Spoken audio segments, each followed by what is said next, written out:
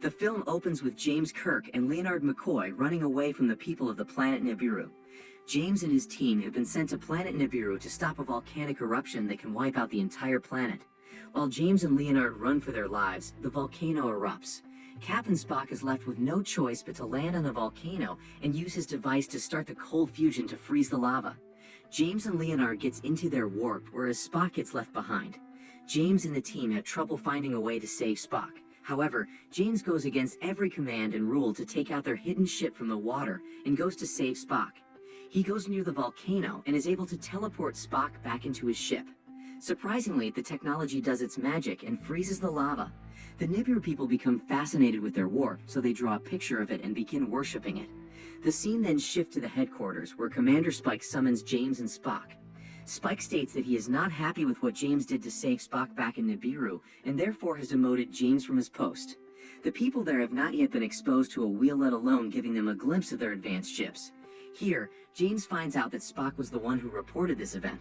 James gets mad at Spock and lashes out. Spock, in his defense, says that his species is not programmed to lie. Spike barges into the conversation and reminds them that the orders to demote James are from a higher authority, and that there is nothing they can do to have him back. The following scene shows a man crying to see his daughter, who is suffering from cancer and is about to die. A secret agent named Harrison from Starfleet shows up to the man and promises to save his daughter in exchange for a favor. The man is willing to do anything to save his daughter, so he agrees. Harrison gives him a vial of his own blood and tells the man to inject it into his daughter's bloodstream. The man goes to his daughter and injects the blood into the drips. He sees an instant difference and finds out that his daughter is slowly getting cured. The man then visits the Starfleet headquarters in London according to Harrison's agreement and creates an explosion which causes massive destruction and death of numerous people, including the man himself. An urgent meeting is scheduled among the high-ranked officers of the headquarters. Commander Spike is also called into that meeting, where he takes James as his first officer. The staff runs its lengths to find out who's behind the explosion. They suspect a guy named Harrison who's behind all this, but they don't know his purpose behind the explosion. Shortly after, the meeting falls under attack by Harrison in a small Federation gunship. James manages to destroy Harrison's carriage. In order to save himself, Harrison teleports himself and vanishes. Sadly, Commander Spike gets killed during the attack, which is of great sorrow to everyone, especially James. After Spike's funeral, Marcus puts James back on the team and asks him to trace Harrison and have him pay for what he did. It is then revealed that Harrison is hiding on a planet named Kronos. Unluckily, the Federation is not on good terms with the people of Kronos, and therefore they can wage war by sending their ships to kill someone on their planet. However, James takes charge and convinces Marcus that he will carry out the mission with safety and will bring Harrison to their headquarters to bring justice. Marcus is impressed by James and allows him to proceed the operation.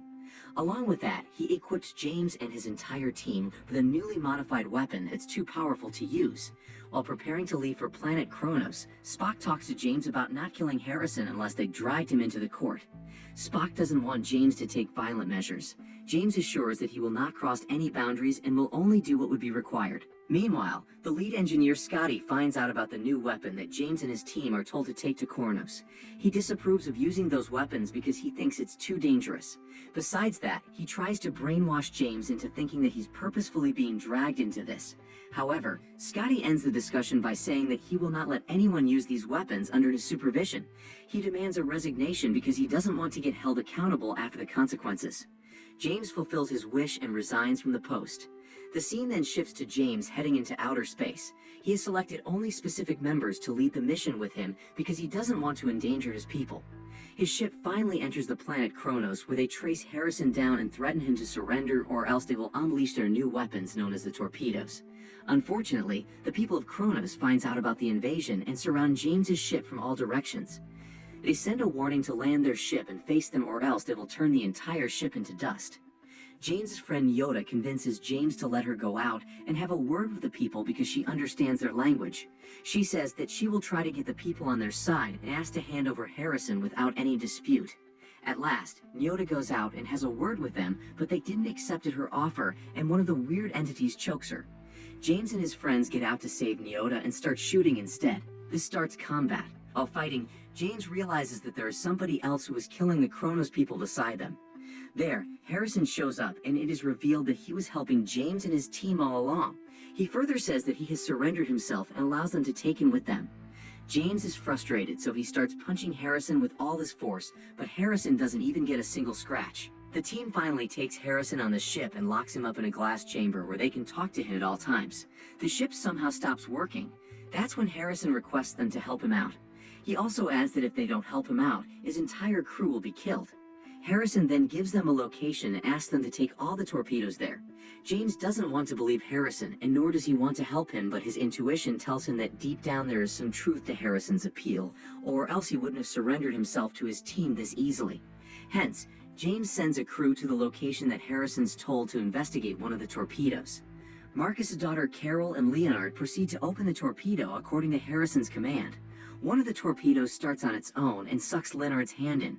Luckily, Carol plucks out the system, which causes the torpedo to shut down, but the two are exposed to a human body lying inside the torpedo. They take the torpedo back, where it is revealed that there's a 300-year-old body of a cryo-frozen man inside the torpedo. Harrison takes notice of their conversation and unveils the dark mystery of the Federation, saying that 72 of his comrades from the past have been cryo-frozen and put inside the torpedoes. Harrison and the rest comrades are all genetically modified super beings created by the Federation. All of them go by the name Khan. Harrison further reveals that Marcus had him loose from the torpedoes a year ago, and he sent James and his team on a mission to catch him, whereas he wanted to secretly test out the torpedo. Meanwhile, James retrieves contact with Scotty and tells him he was right all along and requests his help in finding out the deeper purpose behind all this. Before Khan reveals more mysteries, Marcus shows up with his ship and transmits his video message, asking them to hand over Khan right away. James responds back by saying that he will stay in their custody and he will take him to Earth by himself. Upon hearing this, Marcus understands that something is fishy, so he opens an attack on the warp. The back of the warp is destroyed, due to which some crew members died. Marcus' daughter Carol is also on James's warp.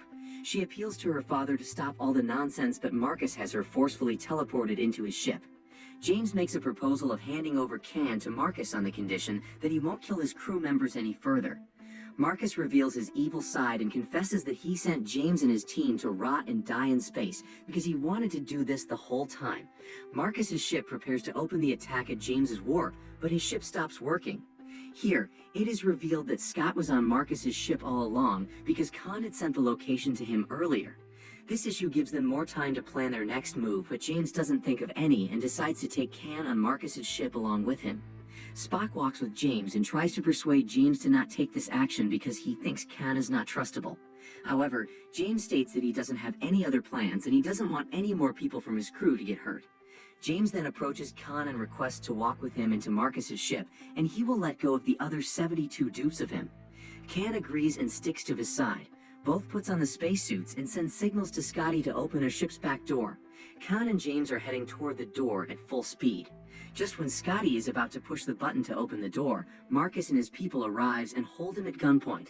Scotty still manages to push the button and open the gate because if he hadn't opened the gate on time, James and Khan would have frozen to death. Now the two are finally inside Marcus's ship. On the contrary, Star Trek has the modern technology to peek into the future, so Spock uses that technology to connect with his older self and asks him about Khan because he is suspicious of him. The older Spock states that Khan is someone who cannot be trusted because he can kill anyone for his personal gain. In the meantime, Khan and James entered the control room and find Marcus. James suddenly shoots Khan and tells Marcus to surrender as he has brought him what he wanted. Instead, Marcus gets a breakdown and starts shouting at James. Despite remembering him as the one sending James to pick a fight with Crononans, Marcus tries to shift the blame at James and says that he has waged war by attacking the people of Kronos. He further shouts at who will lead them if he gets arrested. Suddenly, Khan gets up and fights James till he's knocked out. He then approaches Marcus and smashes his head with his bare hands while Carol cries and begs him to stop. Khan then sends a warning to Spock and his people. He asks them to surrender or else he will destroy their warp. Spock believes he wouldn't do such a thing because 72 other Khans are entirely resting on their warp. Khan states that his people can survive without oxygen, but they can't. He warns them to surrender or else he will cut their oxygen supply, which will suffocate them to death. Hearing this, Spock has no other option but to teleport everyone into Khan's ship, and in return, Khan teleports James back into his warp. He then opens a surprising attack on Spock's warp and becomes internally happy. The warp becomes damaged and gets stuck in gravity. On the other hand, Spock had his suspicions already, so he activated the torpedoes before teleporting them into Khan's ship. The torpedoes explode and cause Khan's ship to destroy as well. There are chances that the warp gets crashed into Earth because their gravity engines have been completely destroyed. James decides to start the reactor on his own so that they can save themselves from crashing, but Scott disapproves of the idea because the reactor is radioactive. James doesn't listen once. He ties Scott to a chair and leaves to fix the reactor on his own. He kicks the reactor and uses all his strength to get it back on track, but the radiation makes his body weak and infected. The ship is saved from crashing, but at the cost of James's death. Spock wants to bring James' body inside the ship, but Scott suggests not to because the radioactivity could spread among them. Watching James die in front of him makes Spock angry to his bones. He goes out to seek revenge from Khan, who has purposefully crashed his ship in between the city to cause maximum damage and destruction.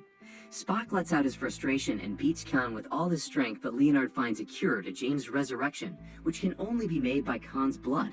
There is no contact with Spock, so they send Yoda to aware Spock of the situation. The two manage to bring back Khan into the ship and bring James back into life with his blood. The film ends with James from a year later paying homage to all the people that were sacrificed in the Star Trek headquarters. He then boards to the warp with Spock and his mates for another 5-year venture to explore as many galaxies and planets as much as they can.